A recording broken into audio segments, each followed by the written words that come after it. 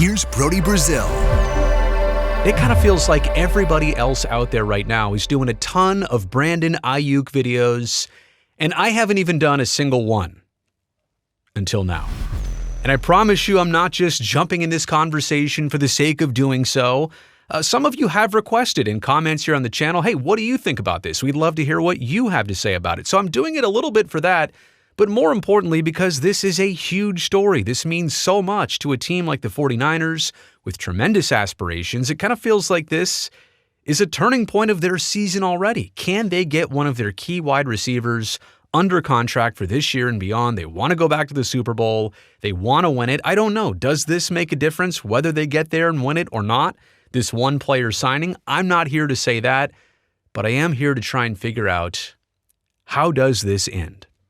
How does this end for number 11? How does this situation end for the 49ers? He's holding in. He's not holding out.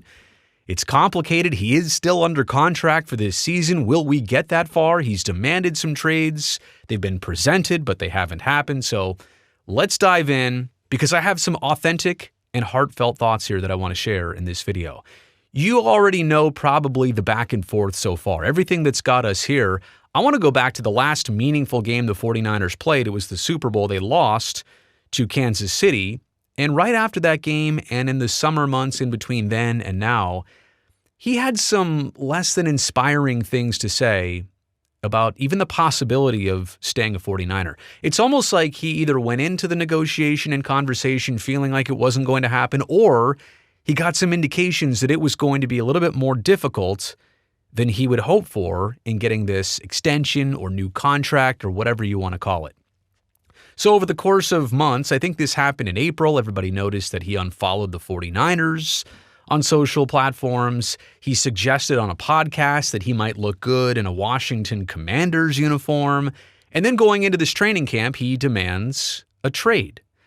And so eventually, he still, even demanding a trade, shows up for camp. He's holding in.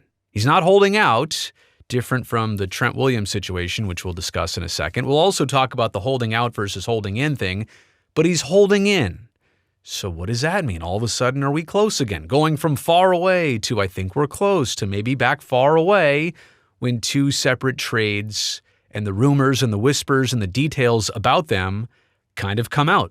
One trade potentially with Cleveland, another trade potentially with the Steelers. Neither of those happened because essentially Aiyuk dismisses both of them. So at this moment, it feels like neither deal is happening, even though he requested a trade. The 49ers did the diligence of putting together some trade opportunities. Was it the money amount?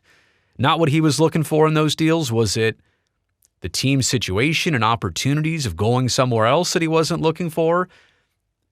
Not really clear, but it kind of feels like he may have played some cards in his negotiation that obviously did not go well. Maybe a bluff. A bluff has been called potentially. So holding out versus holding in.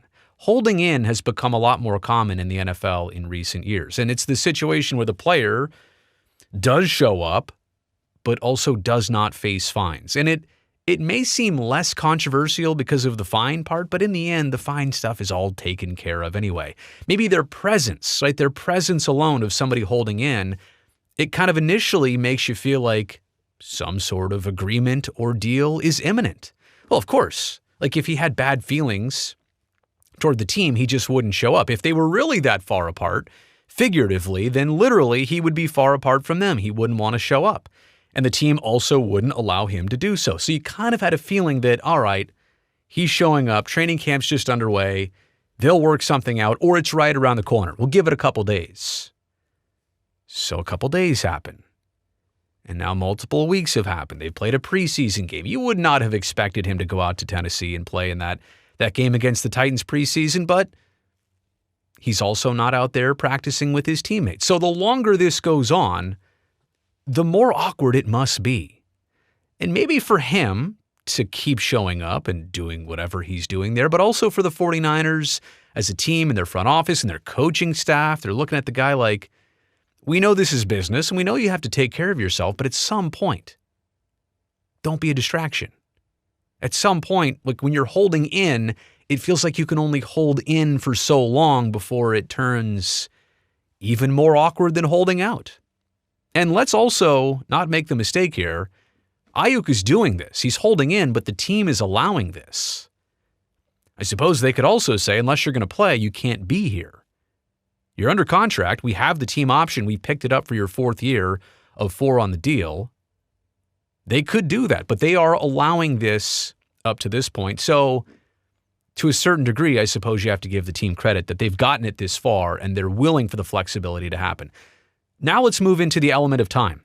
What would happen if Brandon Aiyuk missed half of training camp, like half of the preseason? That's probably not a big deal. For somebody like him, the coaching staff has already said they're pretty confident that he's putting in the personal, physical work that he needs to, that when he gets out there on the field, if that happens, as soon as he's ready, he'll be as ready as he needs to be.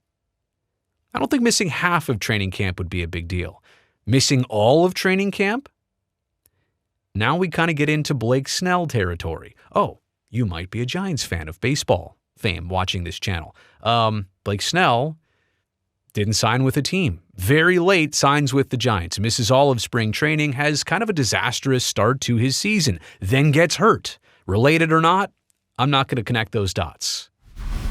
But the bottom line is now you have a high-paid player who, if he signs at the end of camp, missed the entire camp. And yeah, it's a long football season. And you know what? By the Super Bowl, when everybody's ready for the big dance, maybe it wouldn't matter anymore. But at the beginning of the season, it's a mess that didn't need to happen. But also this, what happens if the season arrives? I mean, we just said that was a best-case scenario. He signs, they figured out, they have all season to make it right. I do think that missing the entirety of training camp, even for a football player, it's not a good head start to the season.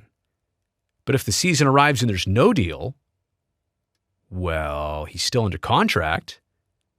Does the team formally request or demand that he plays? And then is he technically holding out? Does this go from a hold in to a hold out? I don't know. We'll cross that bridge. We got a couple more weeks to cross that bridge, and we'll cross that bridge when we get there. But also this, the element of time, like we know that Trent Williams is holding out and he wants his contract restructured and his position on the offensive line is pretty imperative and the team knows they need him. If you're Aiyuk, like not to make this too personal, but don't you want to get in and make a deal before Trent also tries to? And or maybe you're trying to get Trent to make a deal so then the team can figure out what they've got for you. But then that's not leverage, is it? Right? So as much as these two things are unrelated, Aiyuk and Williams and their different contract scenarios, maybe they are kind of related because the money's all going to have to come from the same place. So if you're Aiyuk, I suppose you probably want to get your situation done before Trent. So let's take this perspective. If you're the team, and Brandon Aiyuk is coming off a tremendous last season, like you can see the growth, year 1 to year 2 to year 3, like it has, last year, the stats alone and his chemistry with Brock Purdy, you can really see it. There's no question about it. And that's why he's got the leverage to come in and say, I'm growing, I'm going in that direction, you want more of that, you want to get back to the Super Bowl, I'm your guy, there's no question about it. But I don't think the team is sitting here trying to short Brandon Aiyuk. I don't think they're sitting here trying to say, well, we're trying to go cheap on this guy. That's not it. They're trying to make room for a Trent, for a Brock. I mean, they got to figure out Brock Purdy's long-term contract, and this season is going to probably justify how much he makes, how it goes, all that stuff. They have to be mindful of the future. And I'll get into what if you're Brandon Aiyuk. If you're Aiyuk, what are you thinking in all this?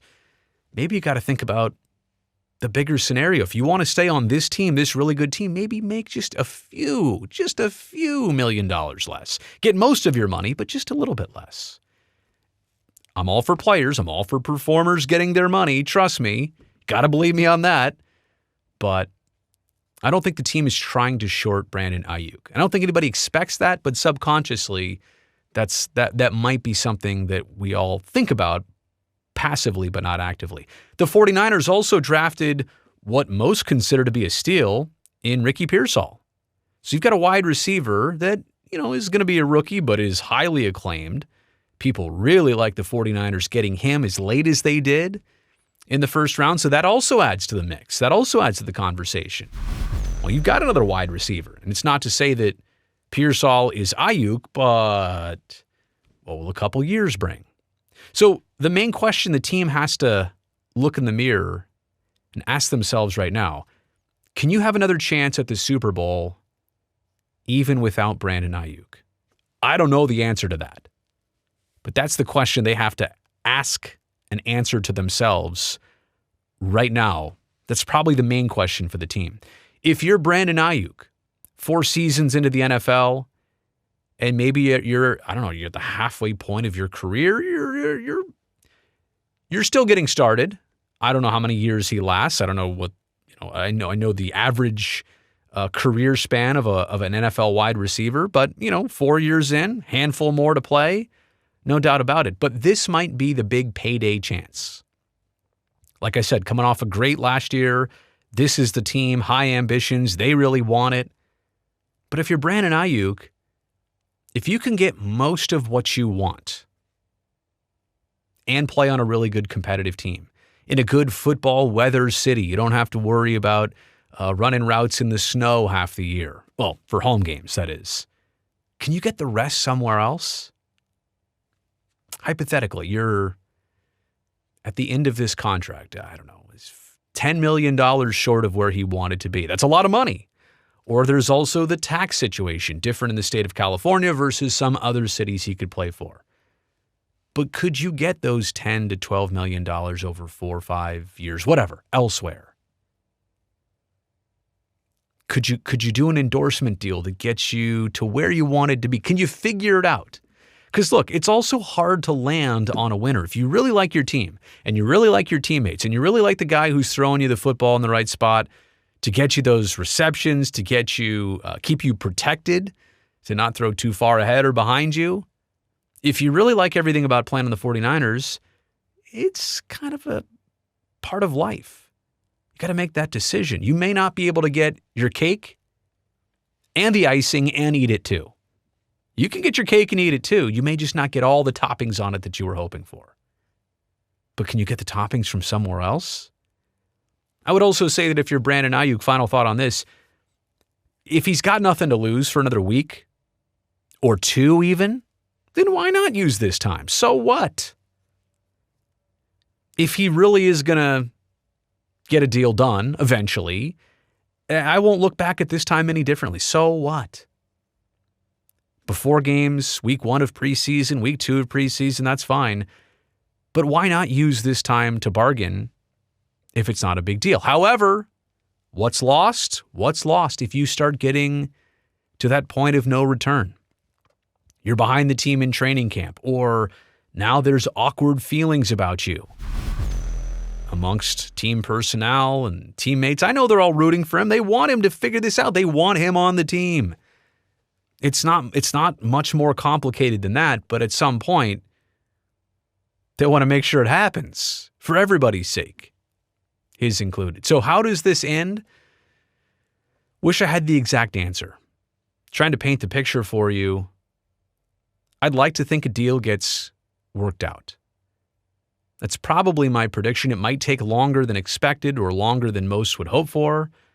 I'd like to think a deal gets worked out because I think the team can get him pretty close to where he wants to be. And if he can sit down and reflect on that and think about all the good things that it could bring him in a next deal or as part of this deal or other ways to get to that final dollar amount, whatever, to make you happy, I think the opportunity he would have in San Francisco, that itself, pretty hard to beat.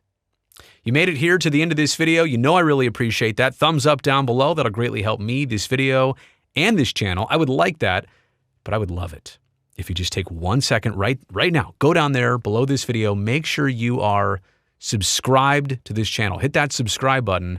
That way I definitely get to see you back here next time.